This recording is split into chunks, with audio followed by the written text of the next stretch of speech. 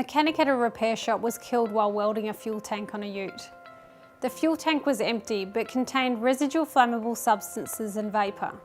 Sparks and heat from the welding ignited the flammable substances, causing the fuel tank to explode.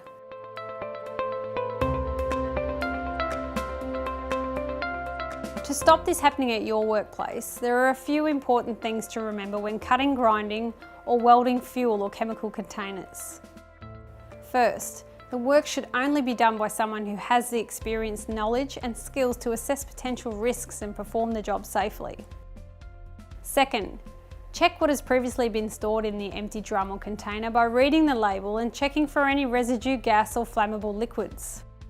Even if a drum or container has been empty for a long time, it can still explode or emit hazardous gas when heat is applied. Simply rinsing drums or containers is not a fail-safe way to remove residue. Follow the manufacturer's instructions on cleaning the contents before applying heat. Before you begin hot work, correctly label all containers and make sure there are safety data sheets for all products. Ensure all explosive substances are removed from the immediate vicinity, including empty drums and containers. During hot work, make sure you only work in designated hot work areas, use booths or welding screens to protect nearby workers from flash burns that can cause loss of vision. Ensure fumes and gases are adequately removed from the area, and have fire safety equipment close by.